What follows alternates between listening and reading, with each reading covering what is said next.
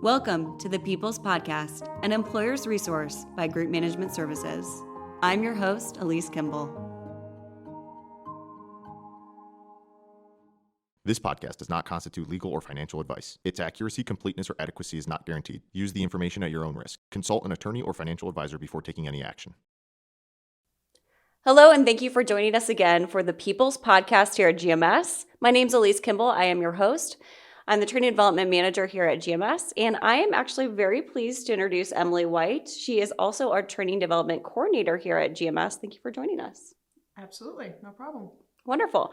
So our program today is really going to be around training development. So I felt like you would be a great person to join us to kind of talk. Emily actually runs our Northeast Training Development.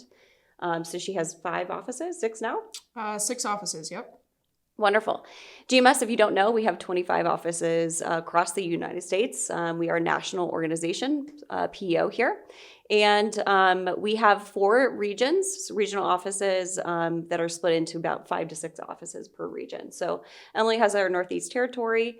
And we're actually going to talk about training development today from not only just a GMS standpoint, what we do internally, but also kind of like what are some of our listeners, our business owners, looking for from a training development standpoint.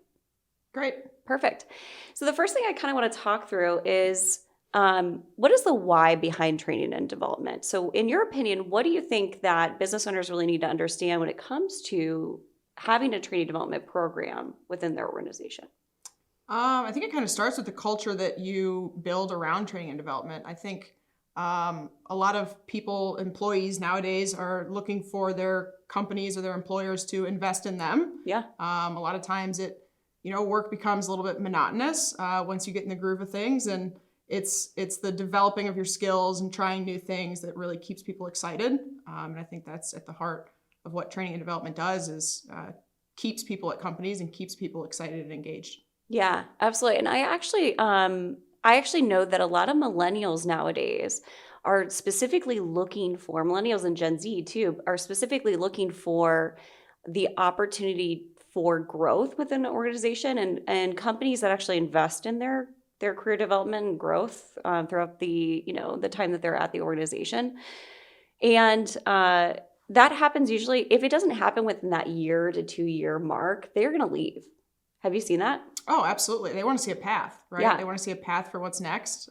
Everybody wants to know what's next. Everybody wants to be able to see what's beyond today. And I think training and development is a great way to do that, whether it's training and developing into new roles or just additional responsibilities or just additional skills that they can develop for the things that they're doing then and there. Yeah. And I want to talk a little bit about, so just some statistics I want to share, why training is so important for an organization.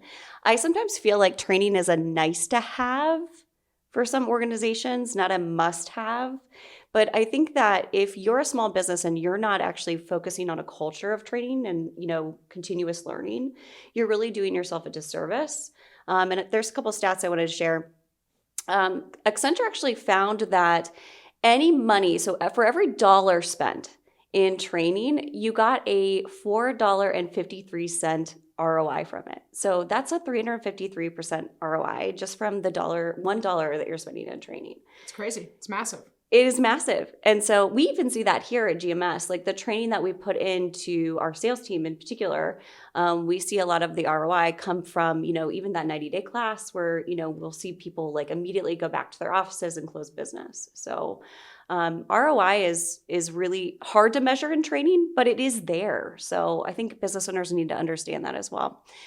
The second thing is 94% of employees said that they would stay longer at a company if they actually invested in them.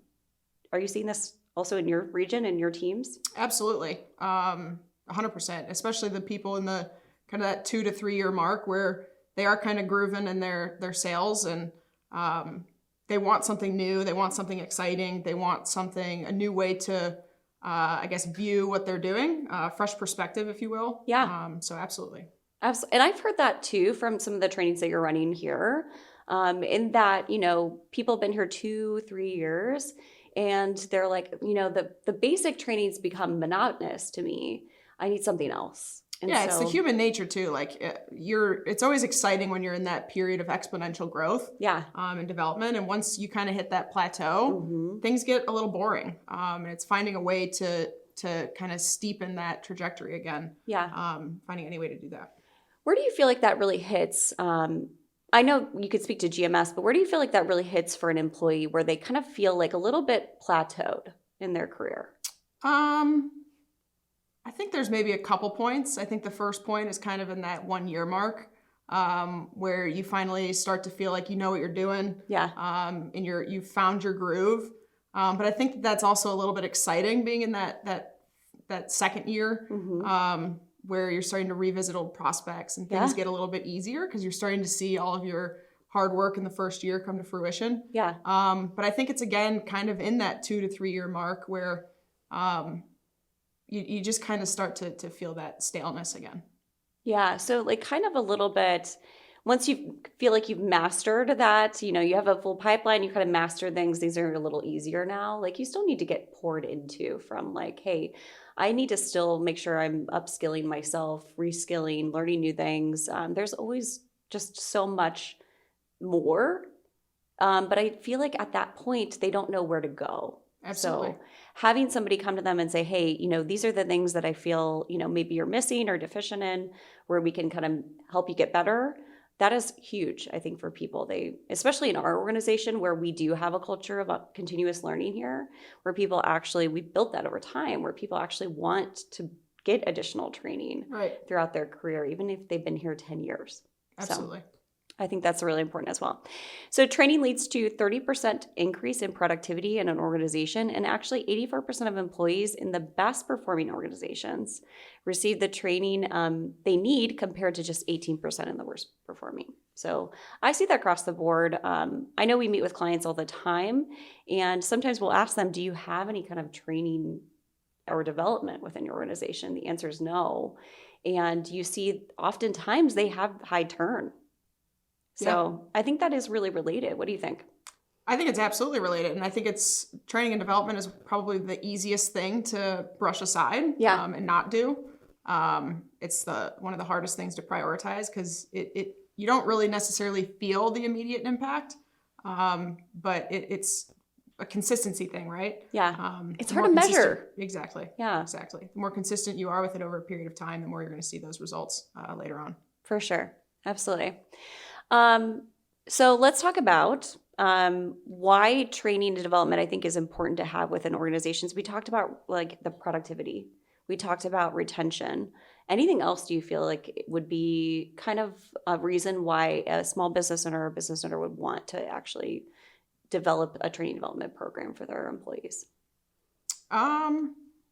I think the productivity thing is huge, getting more out of the people that you have, just building efficiencies in your organization. I think that's going to be a lot more important now than ever too, because, as companies enter hiring freezes, I have a lot of friends who own companies, they're entering hiring freezes right now, just with the market being so maybe volatile. They don't really know what's going on with some of the tariffs, things like that. So I was meeting with a couple business owners actually last night, and they mentioned that they were on a hiring freeze right now. And I feel like this is a common problem that a lot of our clients are facing, where the market's a little uncertain. Maybe there's tariffs that are affecting their supply chain, whatever it is. And they just can't afford to hire right now. When you have that problem within your organization, how can training development really help you? I think there's a lot of ways, even from my own personal experience. I've had various different roles at GMS, and that's been one of the most exciting things for me. That's kept me at GMS is the excitement of being able to try something different that I hadn't done before. Yeah. I've been in sales, I've been in management, and I'm now in training and development. And being able to use all the different skills that I've done in all of those different roles to now be in this role, one that I really find is probably the best fit for me so far. Yeah. And just being able to view the same business, but from a different perspective and have a different sort of impact. So I think that's a very exciting thing from an employee standpoint, to be able to try something different and develop some other skills that maybe they haven't tapped into yet. Right. Like kind of step into new areas and freshen up on like different skill sets. I love that. Awesome. And you're getting the most out of your people then because they're cross-trained. Right. So if you do end up losing somebody, that person can easily step into that role. Yep. And I think that's something that not a lot of business owners think about as an investment into the future. Mm-hmm. So good to know.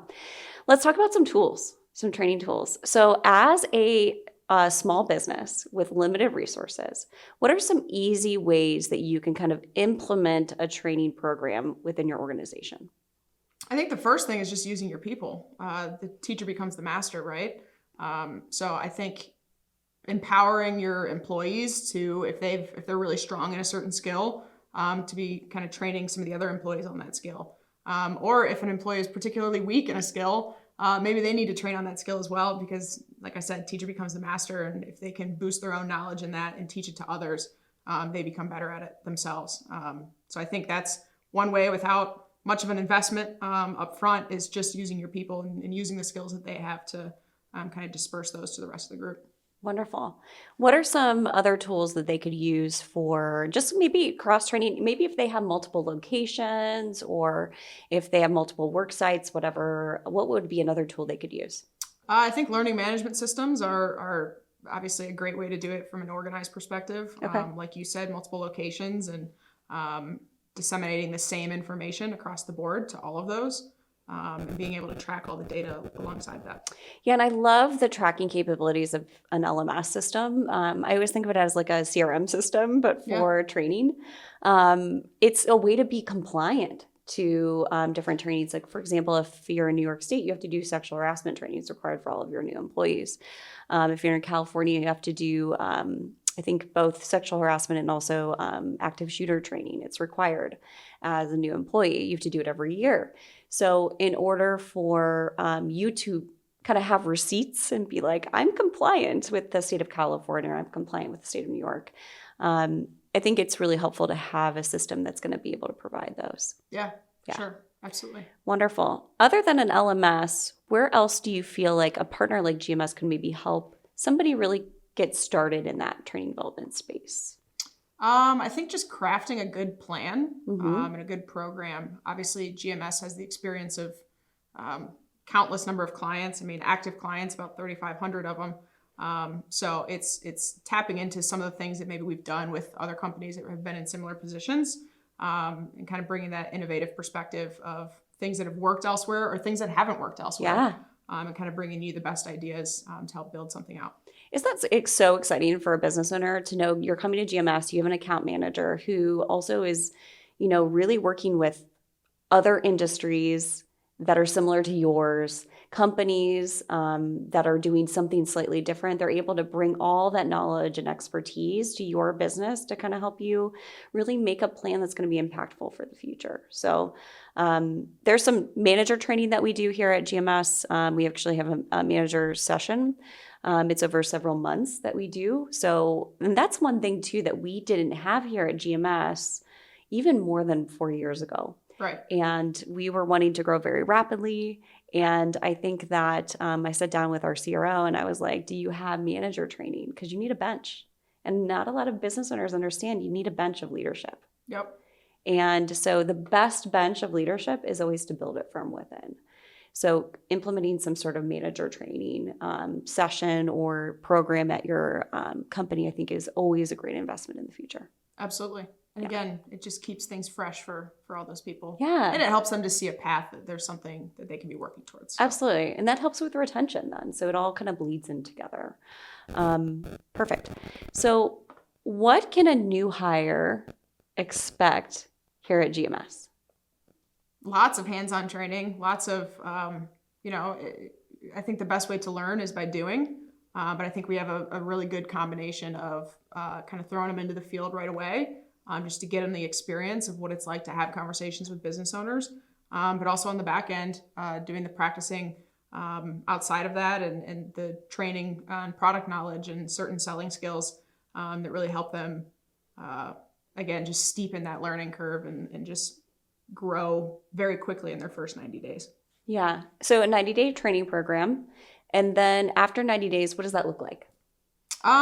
More just ongoing development of more elevated sales skills, really getting into the nitty gritty. Once you've got those foundational basics built, building off of that to see how can we be more strategic, how can we turn a product sale into more of an emotional solution sale. So those are a lot of the conversations that we're having beyond that 90-day mark. Love that. And for the people within that kind of 1 to 2 year to maybe 3 year mark where they're kind of starting to hit that plateau, what do we offer them? A lot of strategy. I think, people get in the habit of doing things and they know that they're doing them a certain way, or maybe they know that they're doing them the wrong way. But they don't really know what the consequences of doing it the wrong way is. Yeah. So kind of conceptualizing a lot of those things that they're doing, that they're very aware of their behaviors, but really starting to understand the why of those behaviors that they should or should not be doing. I love that. And we really here at GMS, we try to be very processed in our approach. So we have a 90-day training program. It's a curriculum built out for that. At 90 days, we bring them to our headquarters and we kind of have just a group training with them for a whole week.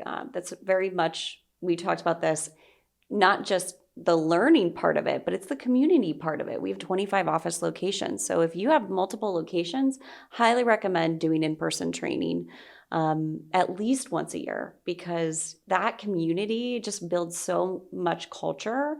And that's, a lot of the ROI that you get from those training sessions is just bringing people together. I think the other exciting thing for them at that training is it's almost the first time that they're able to see the whole picture of how all of the different things that they've learned fit together. Yeah. Everything comes to sort of a peak at that training, and everything starts to click. There's a lot of aha moments, which is very cool to see for a lot of those new reps. That's kind of why we do what we do, right? Exactly. Absolutely. Exactly. And then after that, they're really doing the role up until, about that 2 year mark where they maybe hit a little bit of a plateau. And then we bring them back for what we call masterclass training. And essentially this is kind of like Sales 102, and they get experience learning from subject matter experts, business owners, people in sales in other organizations. They get different viewpoints. They get different kind of more strategic kind of thinking around the actual sales process. And I think that helps to just rejuvenate some of the things that maybe they've fallen off from doing, and it kind of makes it very fresh in their mind. So it's very important, I think, to really not just leave training at that first 90 days, but really refocus it when you do have people start to maybe pull back or feel a little stagnant in their careers. Absolutely. Yeah, perfect. Any other last kind of minute advice you would give to business owners as they're trying to build training development out or focus on it for this next year? Find a way to prioritize a little bit consistently.